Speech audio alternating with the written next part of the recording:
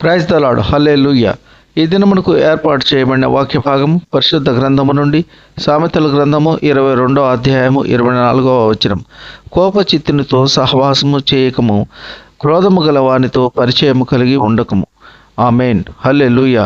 దావీదు కుమారుడైన సొలొమోను రాజు గారు మనకు ఈ విధంగా తెలియజేయుచున్నారు.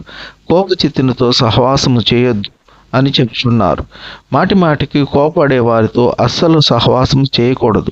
ఎందుకంటే వారికి దేవుని భయము ఉండదు. పైకి భక్తిపరుల వల్లే కనిపిస్తారు, కానీ దేవుని భయము ఉండదు. వీరు లోకానుసారులు, స్వార్థపు బుద్ధి కలవారు.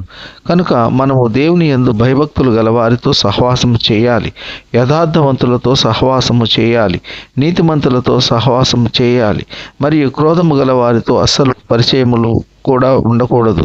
క్రోధము గలవాడు మనసులో వీడు మంచిగా ఉంటున్నాడు, వీడిని ఎలాగైనా ఇబ్బందుల పాలు చేయాలి అని వాడు ప్లాన్ చేసుకుంటూ ఉంటాడు. కావున ఇటువంటి వారితో అస్సలు సహవాసము చేయవద్దు.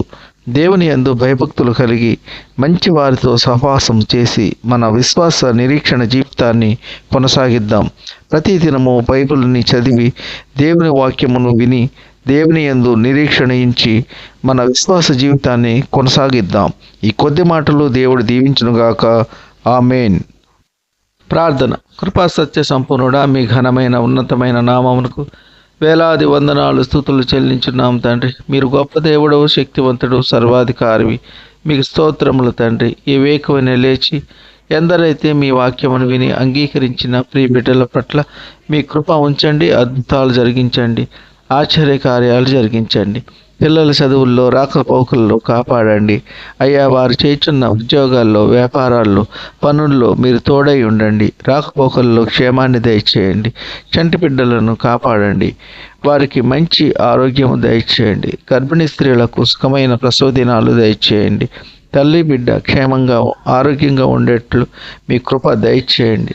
దీనులను, బీదలను కాపాడండి. వారికి తగిన ఆర్థిక సహాయం దయచేయండి.